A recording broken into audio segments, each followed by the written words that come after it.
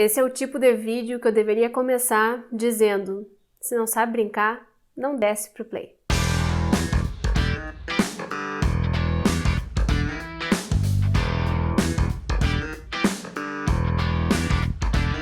Oi gente, aqui é a Jéssica e hoje eu tenho essa missão que eu sei que é impossível, né, de falar sobre um dos livros mais desafiadores e mais encantadores que eu já li na minha vida, um dos que tremeu tudo aqui na base, que eu não sabia muito bem como lidar, mas que já se tornou um livro favorito da vida. Foi uma leitura do Clube Lê Latinos, que eu tava com muito medo de fazer, mas que no final achei que funcionou.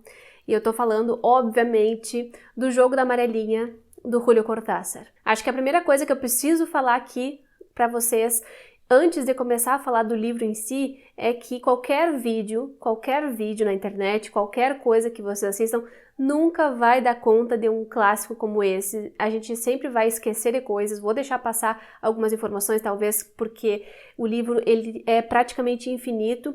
E eu só senti uma dificuldade tamanha, assim, para falar sobre um livro, por exemplo, em relação ao Grande Sertão Veredas. Não é sempre que isso acontece, nem todos os livros são assim, de tão complexos, de tão ricos, mas o Jogo da Amarelinha é muito complexo, muito rico e tem diversas chaves de leitura. O que eu vou tentar fazer aqui para vocês é um resumo do que eu senti lendo, um resumo daquilo que eu acho que são os pontos principais da obra e também dar motivos para vocês lerem, porque eu sei que esse é um livro desafiador e que muita gente tem medo de ler, o que é super normal, mas que também eu quero tentar desconstruir aqui com vocês, já que esse é um romance de desconstruções infinitas, né? Eu já vou falar um pouquinho mais sobre esses detalhes, mas fica aí o aviso de que eu não vou dar conta de tudo que esse livro representa, de tudo que ele é e de todos os detalhes que ele tem. Eu vou deixar muitas coisas sem falar, até mesmo para vocês terem surpresa se vocês forem ler depois. E outra coisa que eu preciso falar é que tem uma resenha completíssima, que eu achei muito bem feita aqui no YouTube, que é da minha amiga Bárbara. Não tô indicando porque a Bárbara é minha amiga, mas porque eu acabei de assistir essa resenha e eu achei que ela conseguiu levantar o máximo de pontos possível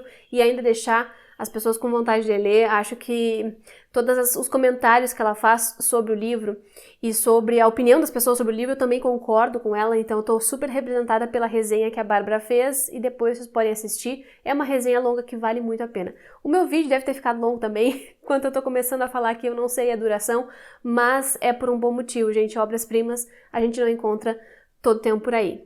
E esse vídeo é, claro, um oferecimento do Clube Lê Latinos, o meu clube de leitura latino-americano que já completou um ano e que a gente já leu várias coisas legais. Esse, com certeza, foi o livro mais desafiador. Teve gente que abandonou e tudo bem, eu entendo. E teve gente que passou várias dificuldades, mas que decidiu continuar e teve várias surpresinhas pelo caminho. Então, muito obrigada, especialmente ao Clube Lê Latinos, por essa leitura, por toparem essa leitura e pelo mês de julho que a gente teve, porque foi um mês em que a gente fez 4 encontros sobre o mesmo livro para vocês verem a dimensão que essa história tem. Então foi bem intensivo, mas foi muito especial também. E antes de mais nada, se está chegando agora no canal, seja muito bem-vindo, muito obrigada pela companhia. Aproveite para dar uma olhadinha no conteúdo que eu produzo por aqui e se gostar, se inscreva, porque isso é muito importante. Deixa um joinha nesse vídeo e compartilhe com quem também gosta de ler, porque isso ajuda muito na divulgação e no crescimento do canal. Também dá uma conferida na caixa de descrição do vídeo aqui embaixo, é só expandir, tem uma setinha, expande, dá uma olhadinha aí onde eu coloquei todas as informações, porque tem várias coisas em relação ao livro. Também vou recomendar outros vídeos aqui para vocês, vai estar tudo descrito e os links também, se vocês quiserem comprar a edição original ou se vocês quiserem ver também a tradução do livro, tá tudo sempre informado aqui. O link do Clube Lê Latinos, o link de apoio do canal, se vocês quiserem ser apoiadores do canal, vocês podem também, são coisas diferentes. O Clube Lê Latinos é um, o Clube de Apoiadores do canal é outro e tem tudo aqui especificado na caixa de descrição. E eu mostrei essa edição aqui para vocês, é uma edição comemorativa da Real Academia Espanhola que publica vários autores, grandes autores de língua espanhola, né? E aqui eu tenho ela porque eu ganhei de presente, porque eu queria e estava na minha lista de desejados e eu acho que foi a melhor coisa que eu fiz, foi topar essa aventura de ler Cortázar no original, porque não foi difícil e pelo contrário, foi de uma beleza, foi de um encantamento. Eu saí desse livro, gente, impressionada com a quantidade de coisas que eu aprendi lendo no original e com a beleza da feitura dessa escrita, da poética dessa escrita, que é incrível. E, bom, se eu pudesse sempre dar um conselho, seria de que se vocês têm acesso à língua espanhola, se vocês conhecem o espanhol, que vocês leiam no original, porque é outro sabor, com certeza. Por melhor que seja a tradução, que nesse caso foi feita pelo Éric Nepomuceno, no livro que saiu pela Companhia das Letras, que eu tô deixando a capa aqui também, por melhor que seja a tradução, gente, nada se compara ao original, especialmente quando a gente se trata de um autor que tem por função brincar com a linguagem, desfazer a linguagem, refazer, reconstruir e que cuida tão minuciosamente de cada palavra escolhida. Não são todos os autores que se preocupam com a linguagem e quando isso é uma preocupação real, aí eu acho que vale a pena ler no original. Eu tenho então a edição em espanhol, li em espanhol, não tenho a edição brasileira. E foi uma coisa muito interessante também porque eu pude ver vários outros detalhes como o sotaque, que é uma coisa importante para esse livro e para toda a geração que ele representa. Mas comecei a falar várias coisas e não falei ainda do que é o livro, né? Esse Jogo da Amarelinha, em espanhol, Rayuela. O que é esse Jogo da Amarelinha? É um romance que mais deve ser dito como anti-romance. Ele é um livro que quer acabar com um livro. Ele é um romance que quer acabar com a ideia de romance. Isso já é uma mega super transgressão. E ele tem, como bom anti-romance, uma história que não é muito chamativa. Ele tem uma história de amor aqui que acontece entre o Horácio Oliveira e a Maga, que é o questionamento inicial do livro. E tem também outros assuntos, outros devaneios do Oliveira, que é um cara com questões existenciais muito fortes. Então, ele é um livro bastante existencialista, mas é um livro que está bem marcado pela sua época. Ele foi lançado em 1963, numa época em que já se estava pensando na desconstrução de tudo, vários movimentos filosóficos, literários, pensando nessas desconstruções da narrativa, porque a narrativa já não dava conta das coisas. Então ele vem desse movimento, que começou muito antes, é claro, mas é bem interessante que ele tenha sido lançado em 63, porque bem nessa mesma época, alguns anos depois, o Umberto Eco, que é um dos grandes críticos literários e também escritor de literatura, foi lançando seus estudos sobre o papel do leitor, né, sobre a recepção da literatura. E isso faz parte também da construção desse livro, né, de pensar o que o leitor pode fazer. Então, ele é um livro, como eu disse para vocês, que a gente pode classificar como um anti-romance, e é um anti-romance totalmente metaficcional, não tem como não ser. O que é metaficção? É quando a ficção fala da ficção, né? Quando a ficção expõe o seu processo de feitura. E é isso que a gente encontra aqui na maior parte do livro, mas não é só sobre isso.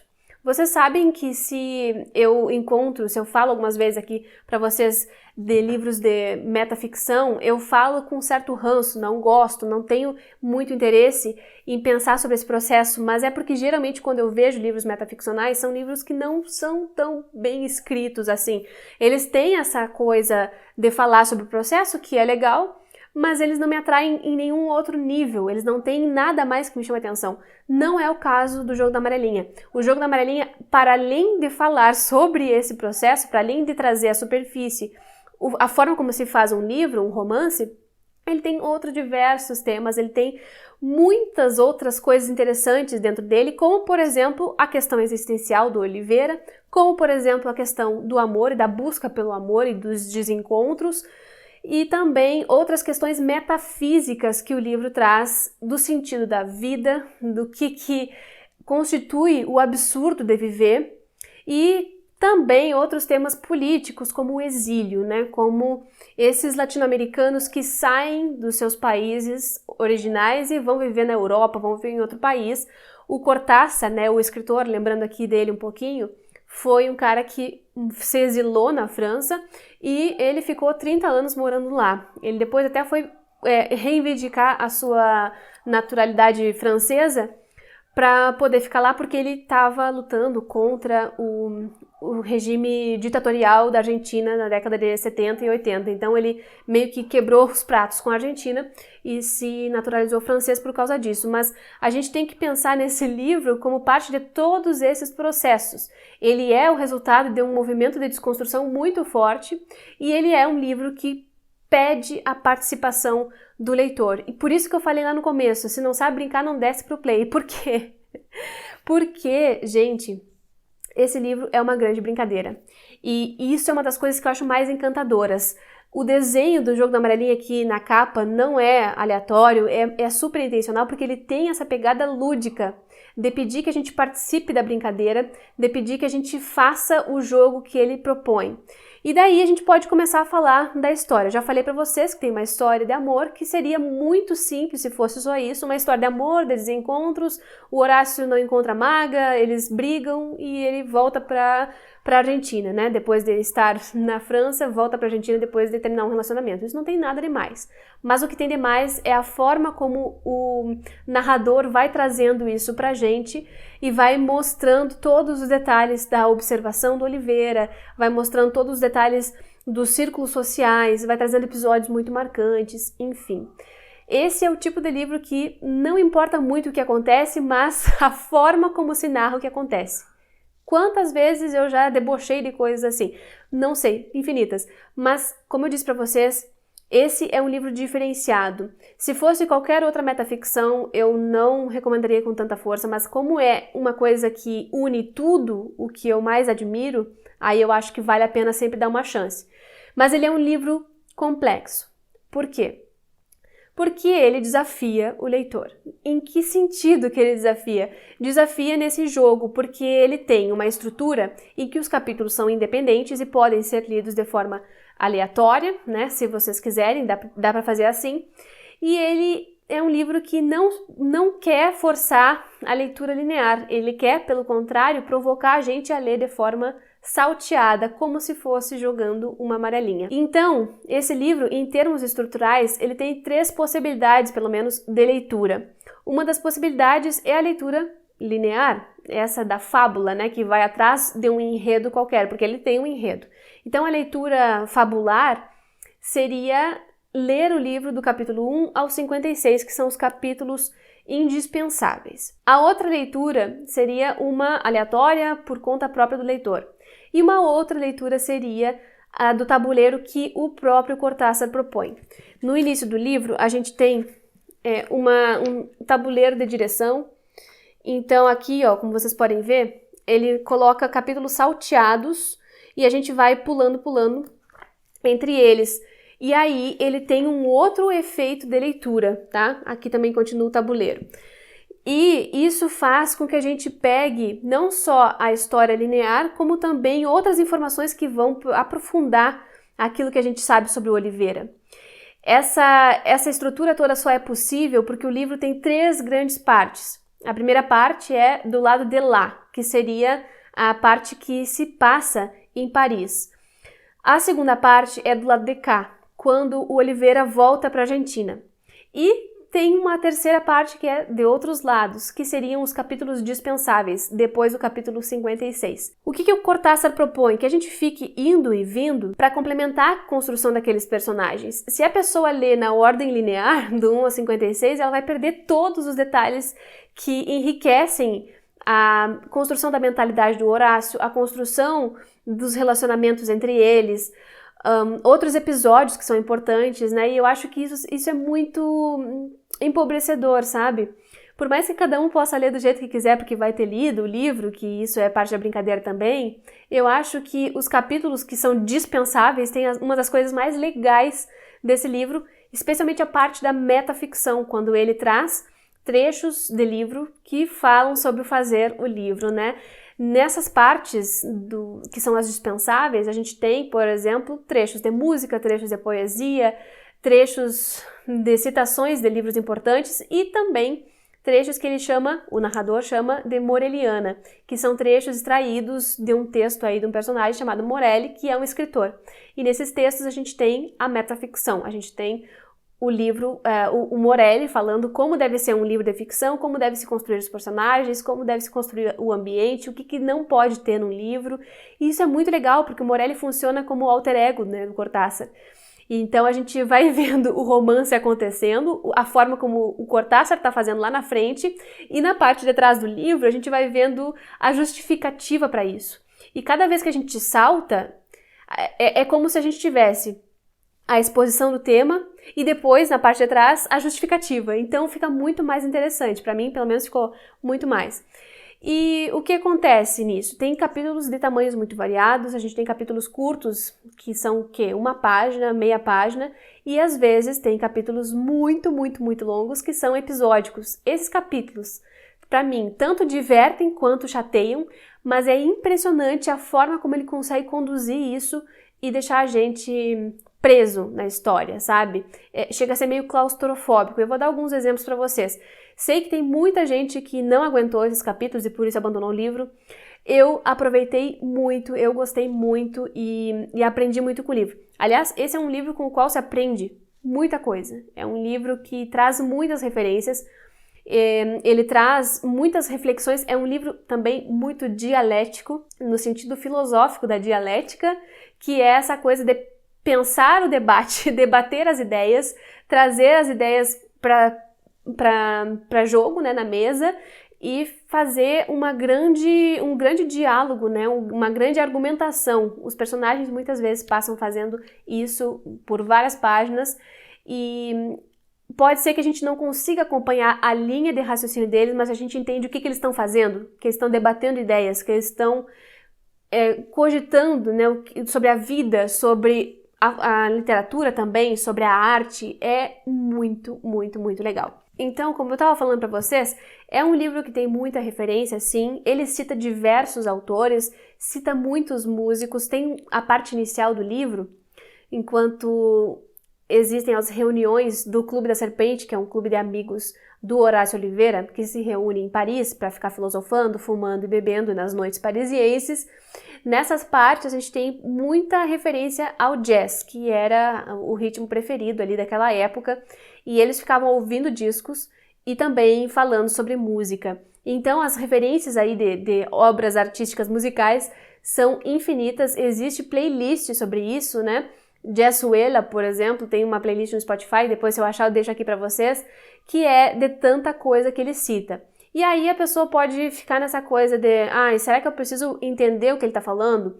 Quando ele cita, por exemplo, alguns músicos, como o Miles Davis, e ele cita o Coltrane, são dois trompetistas, eles têm estilos diferentes. Aí a pessoa, eu vou lá atrás saber o que ele fazia. Acho que isso não é interessante, não precisa fazer isso. Se quiser pode, mas não precisa, porque na própria argumentação ali do parágrafo, ele já vai trazendo essas diferenças e vai mostrando, né, que é uma questão de estilo e tal. Então tem tudo isso envolvido também. Mais pra frente no livro tem referências de tango, e aí os tangos eu fui atrás, porque eu gosto muito de tango e fui procurar algumas músicas para me ambientar, né? E isso é muito rico. Mas para além da parte musical, tem outras referências de escrita, referências literárias. Em alguns casos ele cita alguns autores e é falando de estilo. Tem também referências de correntes filosóficas, e aí ele se compara com alguns filósofos antigos e dessas inquietações que ele tem sobre a vida, né? Sobre o absurdo da vida. E também acho que é um livro que vai provocando reflexões nesse nível. Não que a gente precise ir atrás de tudo, não que a gente precise entender tudo. É um livro muito sobre a ideia de que não dá para entender tudo. A questão central do Oliveira, né, do personagem principal, é que ele não entende o funcionamento da vida. Ele não entende como pode que todo dia nasça o sol de novo e as coisas sigam andando, apesar das tragédias, apesar de tudo. Então ele é muito inquieto em relação a isso, o que incomoda a todos os personagens que estão ali com ele, mas que também faz a gente pensar, né, nesse nível de coisa que é tipo, realmente, a gente não sabe como as plantas continuam crescendo, como o mundo continua girando, enfim, e como a gente está aqui, e das casualidades, e do improvável que são os encontros. Então, vai suscitar essas discussões também. Se a pessoa não gosta de nenhum desses temas, aí, claro, é provável que ela não queira seguir lendo. Mas eu mesma, que não dou muita bola para isso, eu fiquei intrigada e fui atrás. E aí tem muita gente que tem medo de ler um livro assim, porque parece que não vai entender nada e que para que passar por uma leitura se não vai entender, né? Eu penso de uma forma diferente. Eu acho que existem livros e livros, existem livros que nasceram para ser lidos facilmente e que tem livros que se propõem a desafiar a gente um pouquinho. Mas há que ter muito clara a diferença entre desafio e impossibilidade.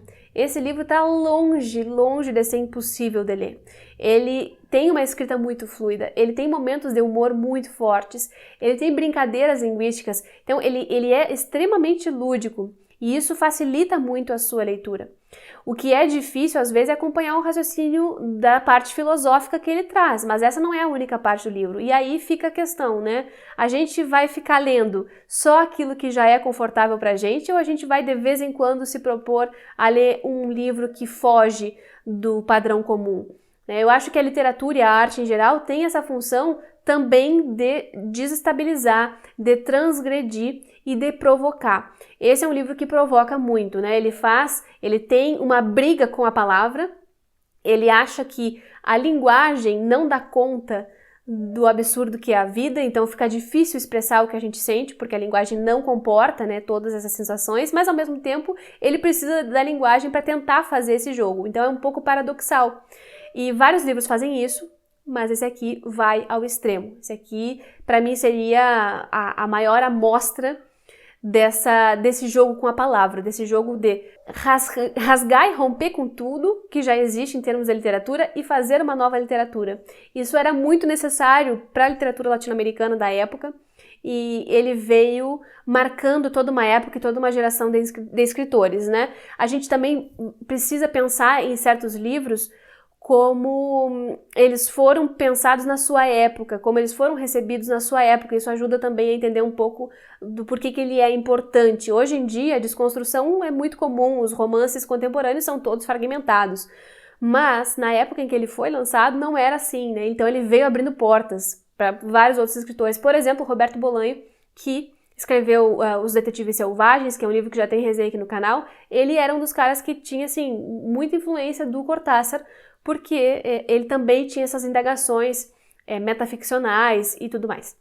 Então ele é um livro que marcou toda uma geração e o Cortázar, em geral, foi um escritor muito admirado por vários de seus colegas da época. O Gabriel Garcia Marques, num texto que está aqui também, disse que quando ele crescesse ele gostaria de ser um pouco como o Cortázar, né? O Vargas Llosa é também um admirador da obra dele, apesar de tudo, né? E outros tantos escritores, o Bioy Casares, enfim, ele foi um cara grandioso, né, pessoalmente falando. E nesse caso eu acho que vale falar da vida pessoal aqui, porque esse livro também faz parte das intenções de vida do próprio Cortázar. Eu que sempre procuro não falar do autor, que eu não gosto de ligar o autor à obra, assim, eu prefiro analisar sempre a obra pela obra, mas nesse caso eu acho que faz todo sentido, porque o Cortázar foi um cara muito engajado. Tem uma entrevista com ele que perguntam, essa tua literatura aí, o que tu acha? Tu é um cara politizado? E ele responde, eu não sou só, eu não flerto com a política, eu tô casado, né, com isso, eu tô casado com essa intenção e a minha intenção política tá sempre explícita dentro da obra, mesmo que aquele não fale nada sobre nenhum tema político, mas ao fazer uma obra transgressora, ao fazer a provocação ao pensamento latino-americano, ele está cumprindo com o seu papel de escritor politizado, de escritor envolvido com o seu contexto original. Ele faz, sim, algumas críticas, por exemplo, através dos personagens, ao modo de ser argentino, mas ao mesmo tempo ele é totalmente argentino e, como disse o próprio Cortázar, ele poderia ter sido escrito na Guatemala, no Peru, na Argentina, não importa, porque, de qualquer forma, a parte latino-americana estaria ali como está, então não faz diferença o lugar onde ele escreve, né, porque também ficavam muito em cima dele em relação a isso, né, sobre o que um cara que foi morar na França, né, pode falar sobre ser latino. Ele diz, eu sou eu em qualquer lugar onde eu esteja, né, enfim. E esse livro, a obra dele em geral, tem um compromisso muito grande com promover um novo tipo de pensamento. Ele diz que não dá para nivelar por baixo os leitores e que existem sim obras tranquilas, fáceis de ler e existem outras obras que vieram para remexer as coisas e que ele gosta de estar nessa segunda leva de obras, não porque ele acha a outra inferior, mas porque ele acha que é papel dele como escritor fazer esse crescimento acontecer, né? Fazer essa coisa, esse pensamento ter alguma surpresa, mudar, né? Mudar a lógica de raciocínio. A Bárbara falou também sobre isso lá no vídeo dela, eu gostei bastante das coisas que ela trouxe em relação a isso, porque a gente torce a cara para um livro que é escrito de forma a desafiar, mas ao mesmo tempo reclama quando um livro é fácil demais. Então, cadê essa lógica, né? Eu acho que cada livro cumpre o seu papel. Tem livros que vão ser só pra gente se acomodar no sofá e descansar, e tem outros que vão vir para abrir caminho na literatura e repensar formas de narrativas, e tá tudo certo, tem espaço para todos. Mas esse aqui é um livro realmente para quem gosta de abrir a mente um pouco, né? Pelo menos tem que estar disposto a isso. E agora, para voltar um pouquinho na coisa da música, que é tão forte aqui dentro do Jogo da Amarelinha, eu fiquei pensando muito no que representaria justo esses dois ritmos que tem muito forte, né, no livro, que são o jazz e o tango, por exemplo. E aí, também assistindo a resenha da Bárbara, ela falou da síncope, só que eu me lembrei que dentro da música a síncope tem uma outra definição, né? E esse livro, gente, depois que eu pensei nisso, eu fiquei, é muito isso. Ele é um livro totalmente sincopado.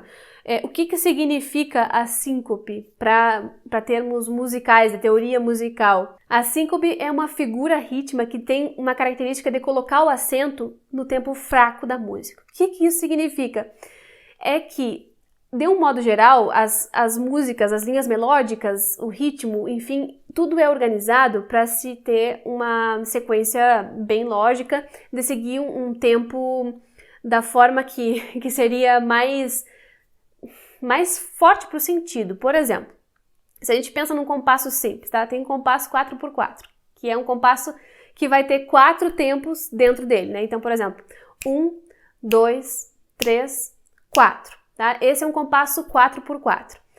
E aí, se a gente pode, por exemplo, pegar uma célula musical que seria pá, pá, pá, né? Que seria 2 notas mais rapidinhas e uma nota mais extensa.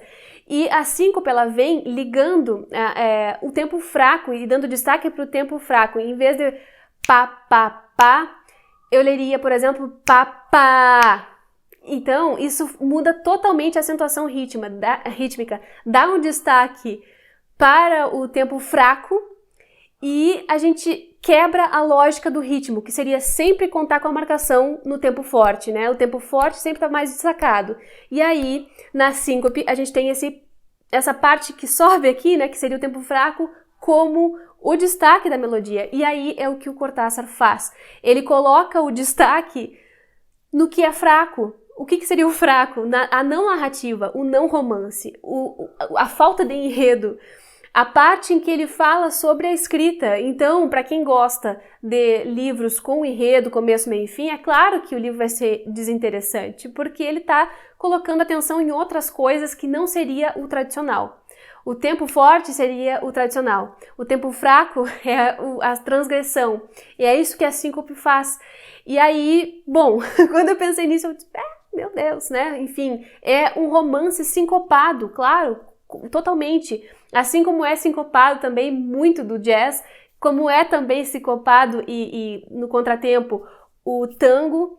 E, ai gente, é uma chave de leitura, assim, é uma chave de leitura, pra mim que vem da música também, isso fez muito sentido e eu fiquei muito emocionada. Eu espero que tenha feito sentido aqui pra vocês essa breve explicação de teoria musical, mas é para vocês entenderem onde está o foco do Cortázar. O foco dele realmente não está na tradição. Aliás, dentro desse livro, na parte que se fala sobre metaficção, quando vem a voz do Morelli, né, que seria esse escritor teórico da literatura, a gente vê que ele diferencia os dois tipos de leitores, né? Para ele teria um leitor fêmea, leitor hembra em espanhol, e não me lembro o outro tipo que ele classificou, mas não vem ao caso, que seriam leitores inocentes e leitores críticos, basicamente falando.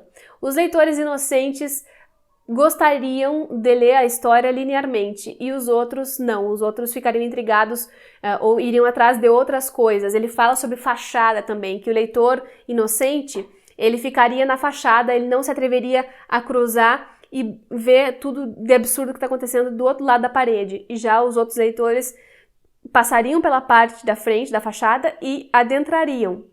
Então só aí ele já coloca também pra gente o quanto é necessário que o leitor esteja disposto a participar e que, bom, ele conhece as diferenças entre eles e sabe que é importante a participação.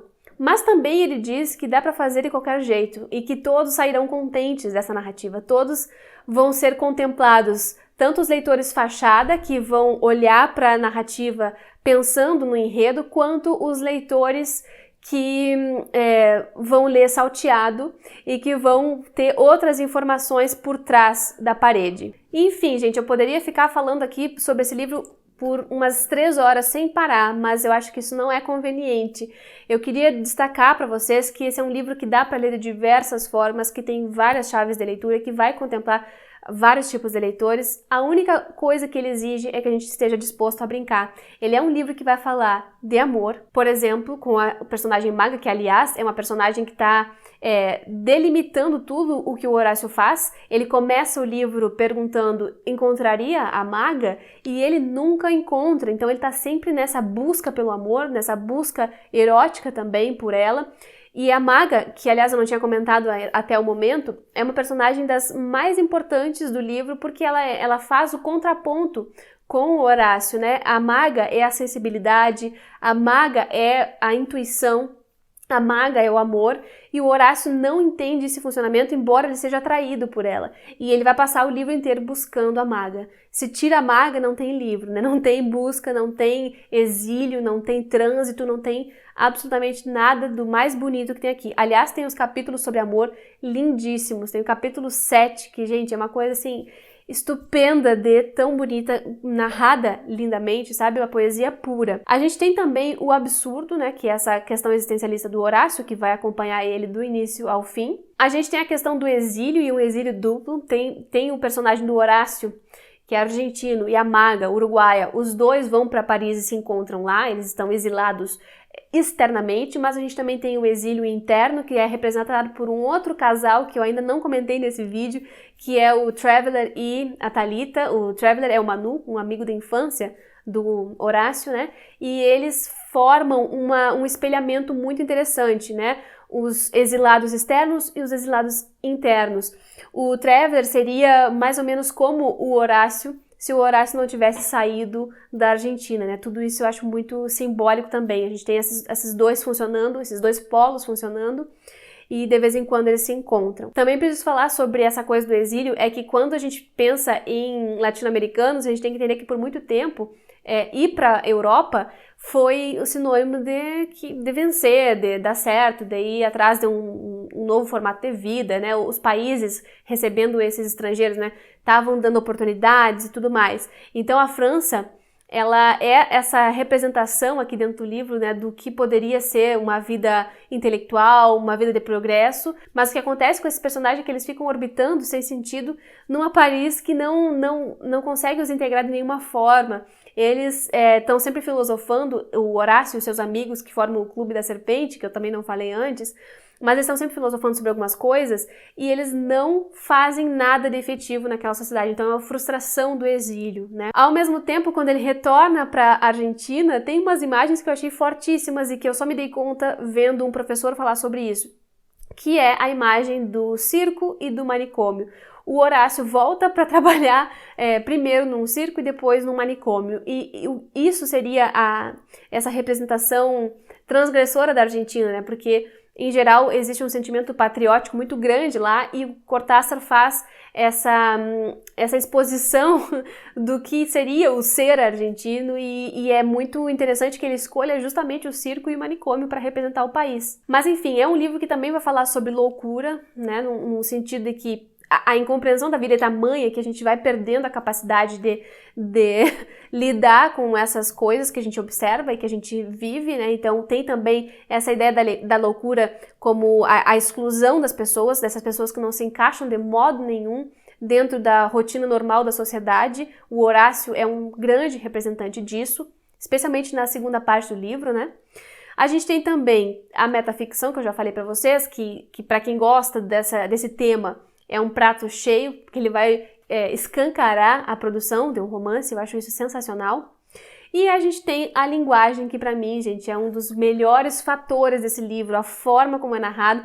Por exemplo, o Horácio Oliveira, ele brinca muito com o sotaque, ele brinca muito com o som e com a ironia a partir da escrita da palavra. Fora que ele cria uma linguagem, né? O Horácio cria uma linguagem lá, o bíblico, com a maga, enfim. Mas, para além disso, ele brinca, por exemplo, com o som, fazendo humor com o acréscimo de uma letra. Então, ele coloca um H em várias ocasiões, e aí ele coloca Este Oliveira, com seus exemplos, sempre escrito com H, para dar um som diferente, e cada vez que isso aparece a gente ri. Fora os outros momentos que são muito cômicos. Enfim, é todo um trabalho muito intenso com a linguagem. Parece que ele levou 4 anos escrevendo isso. Eu fico pensando, meu Deus do céu, meu Deus. E é um livro para incomodar. Ele tem em alguns momentos ele conversa, tem cartas com os amigos que ele diz, ai, que bom que eu te incomodei. Isso para mim é atingir o meu objetivo. Assim como eu mesmo me incomodei com o Horácio Oliveira, né? A gente brigou muito, mas é realmente para desenredar a linguagem e recriar. E esse mesmo Horácio que faz todo o humor me deixou com muita pena em vários momentos, apesar dele ter atitudes péssimas no começo do livro, ele foi constantemente me conduzindo a um sentimento de pena, porque ele realmente passa muito mal por não se enquadrar em nada na vida, né? Ele não consegue simplesmente se integrar, não consegue interagir de uma forma como a maioria das pessoas consegue. E aí tem um trecho que eu queria ler para vocês, do capítulo 90, que ele diz assim, se sabía espectador al margen del espectáculo, como estar en un teatro con los ojos vendados. A veces le llegaba el sentido segundo de alguna palabra, de alguna música, llenándolo de ansiedad porque era capaz de intuir que ahí estaba el sentido primero. En esos momentos se sabía más próximo al centro que muchos que vivían convencidos de ser el eje de la rueda, pero la suya era una proximidad inútil, un instante tentálico que ni siquiera adquiria calidad de suplício. Ele percebe que ele não consegue se enquadrar, e isso acabava gerando mais angústia nele ainda. Além de todas as questões de perder o amor, de não conseguir se relacionar com as pessoas que ele gosta, tem tudo isso que ele se vê observando a vida e não consegue participar dela. Isso é muito angustiante mesmo. Enfim, gente, eu não falei nem metade do que eu queria, mas acho que deu para dar uma ideia para vocês do que esse livro representa para mim, do que ele é, do que ele representa para a literatura latino-americana, e eu espero que isso de alguma forma seja motivo suficiente para vocês irem atrás, para vocês se darem essa oportunidade de ler Cortázar, porque ele realmente é um autor que veio para mudar tudo e ele mudou. E eu fiquei muito feliz pelo privilégio de poder ler ele no original, foi realmente uma sensação indescritível e... Enfim, fica aí o meu apelo para que, se vocês se interessam por quaisquer desses temas, que vocês leiam esse grande livro, porque ele é mais um divisor de águas. É isso, gente, sem mais delongas, eu vou ficando por aqui, espero que vocês tenham gostado do vídeo, comenta aqui embaixo se vocês já leram O Jogo da Amarelinha ou se ficaram com vontade de ler, e a gente se vê no próximo vídeo.